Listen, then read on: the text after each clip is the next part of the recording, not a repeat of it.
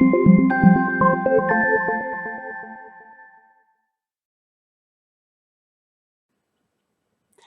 Jewish mom.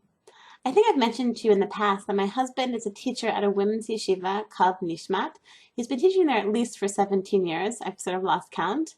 And one of the nicest things about my husband teaching at Nishmat, there's many nice things. It's really a wonderful institution.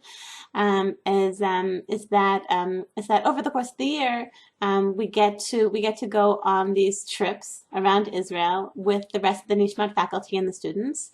Sometimes we have Shabbats at Nishmat, and it's very nice for me to get together with kind of old friends, which is like the faculty members or the wives of the faculty members, and my kids over the years have become have really grown up with the children of the other faculty members. Um, so um, uh, so this past Shabbat, I was speaking with a wife of a faculty member, and we were talking about her son, I was talking with her son who's in a Hesder yeshiva, meaning that he's going to be doing a mixture of yeshiva study and army service. So she was telling me that her son is so after he finishes, I believe, correct me if I'm wrong, I think 2 years of Hesder, of time in yeshiva, then he goes and spends, I think, a year and 9 months, around a year and 9 months in the army with the boys from his yeshiva class. It's very nice, and they go into the army together. And most of the boys, they want to go and they spend a year and 9 months as combat soldiers, going through basic training and being and joining a combat unit. Her son though has a very minor medical issue, which is not so significant, except for the fact that it means that he is allowed to serve in the IDF, but not as a combat soldier. So whatever he does, he's not going to be able to go with his class from Hesder Yeshiva, and also, so he's going to be what you call in the Israeli army a jobnik. Jobnik is just not being a combat soldier. It's like sort of maybe doing something on an office or something. Let's say intelligence, or it could just be like working in a kitchen or driving a truck or whatever. That's like a jobnik. And so because he'll only be in the army for a year and 9 months, then he won't be like a high level jobnik. He won't be like a trained member of intelligence who actually could be doing like interesting work in intelligence. For soldiers who are there for like 3 years or around that time. So this boy, because this young man, he's since he's only gonna be there for a year and 9 months, he's gonna get the worst jobnik job. Maybe working in a kitchen, or I know, making Xeroxes in intelligence, or answering phones, or doing something really, which is he's a very, very bright, very gifted, young man with a lot of talents, and very dynamic. And so it's like, so the mother said, "What, you're going to be like doing? Maybe you'll be doing something terrible, for your army service. Maybe you'll be like, working in a kitchen, or making Xeroxes in an office, or answering phones, or just doing some terrible jobnik job."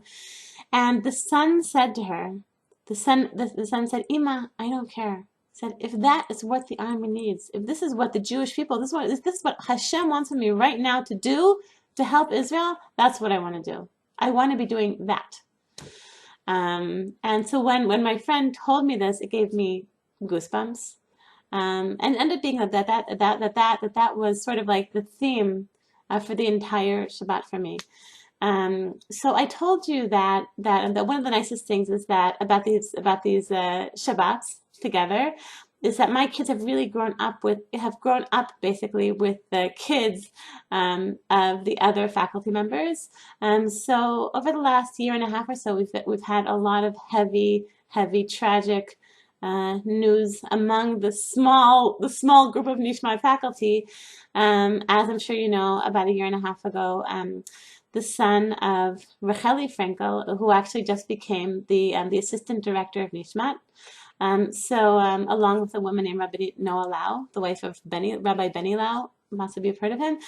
So Noah Lau and Racheli Frankel are now like the co-assistant directors of Nishmat. So as you know, so Racheli's son Naftali was among the 3 boys who were kidnapped and then murdered so tragically last June. Not this, I'm sorry, June, a year before this, like a year and a half ago.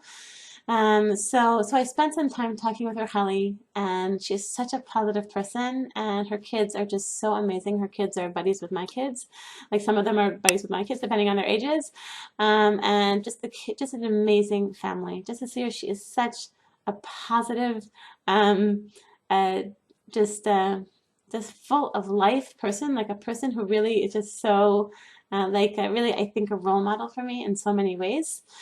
Um, so just talking with her and just seeing like how she's living, how, a year and a half ago, like the worst possible thing that could happen to a mother happened, and how she's keeping on going and she's doing what she's doing and she's teaching and she's, the assistant director of Nishmat now, and just and also like I know like she goes and speak, like let's say like when if there's another family that who's lost a family member in a terror attack, Racheli goes and speaks with them. She gives them chizuk, like she says now, like this is her shlichut, like her family's been to this tragedy, and now it's her role, like her shlichut, it's her mission to go, and in addition to all of her other many endeavors, and also raising her 6 children, so she is doing it. Like she's like, this is what happened, and now I'm going to help other families.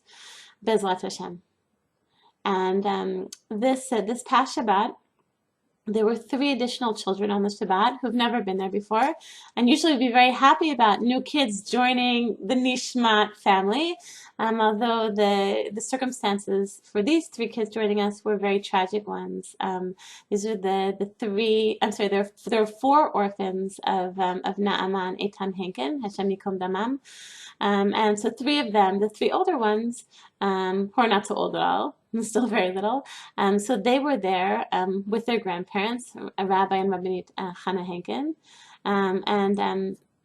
so it was just really striking, just to see Rabbinit Henkin, taking care of her grandchildren. And we actually happened to be we're staying in caravans, and so I was like, our caravan was the caravan right next to the Henkins. So just seeing, Rabbinit Henkin, like they are really not young anymore. They're really, the age of grandparents, and all of a sudden being thrust, first of all, such a terrible tragedy to lose your son and your daughter-in-law, and then Baruch Hashem, they have the four surviving grandchildren. Baruch Hashem, was a miracle that the grandchildren survived. But now you just see the Hankins, like they are really, really. It's not so easy to be the age that they are, and to be, to be a grandparent's age, and to be all of a sudden in the role of a parent, taking care of these children. And I saw, Rabbi Henkin, playing a board game with this one, and Rabbi Henkin, carrying the 4-year-old, and Rabbi Henkin is really, really, really not in good health. But he's carrying the 4-year-old. I saw him back to the caravan, and it's just really, really striking. During the meal, so Rabbi Henkin got up, and she always gives a Devar Torah. So Rabbi Henkin is the director of all of Nishmat. And she was talking about how on the hike on Thursday, then all of Nishmat went on a hike together, and Rabbi Henkin was talking about how they had a moment of quiet. They were in the desert, and all of Nishmat just sat, and they were supposed to go and sit on their own and listen to the quiet and just connect with the quiet. And what do you hear when it's completely quiet? Maybe you hear a bird, maybe you hear a rustle of, sand. I don't know what you hear. And so Rabbi Henkin laughed, and she said, and I apologize because of my family members, it was a bit hard to hear the quiet. And all of Nishmat was laughing along with Rabbi Henkin, because her family members, her 3 grandchildren, her 3 adorable grandchildren, were making it hard for everyone to hear the quiet. They were making some noise, but it was just, and she was laughing just with like the biggest smile, and it was just so striking. Like this is not the moment. This is not the point in your life to be in her life now. Like she's been giving, it's not the point to be listening to the quiet. Now God has given her, she has her hands full. God has given her another shlichut, another mission in her life, something else to do.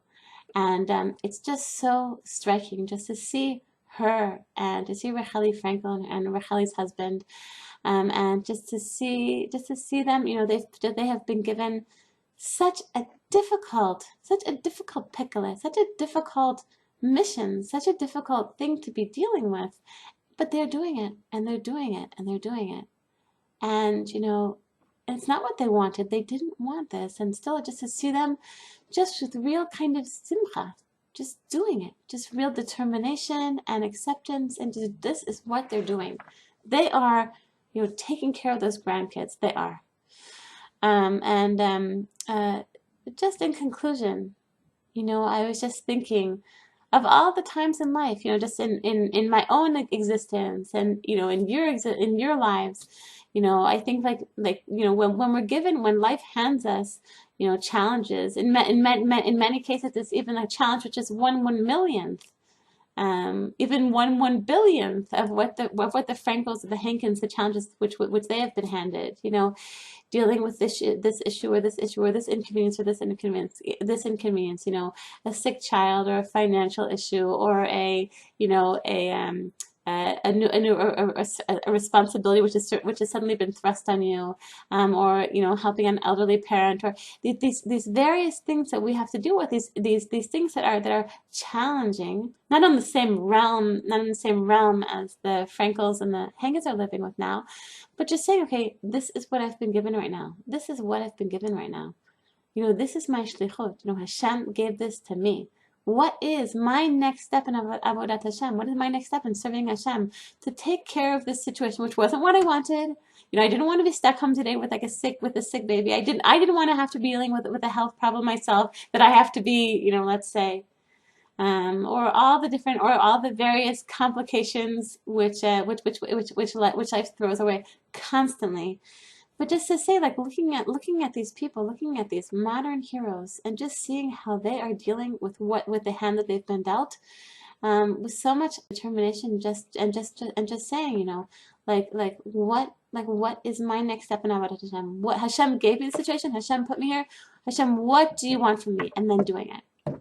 So I want to bless all of us that we should be able to do that we should be able to, when life hands us things, we would really rather not be on our plate. Say, okay, Hashem, you put this here. I didn't want it here.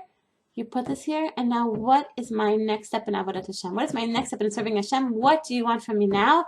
And doing it. I want to bless all of you Jewish moms with an amazing, amazing week.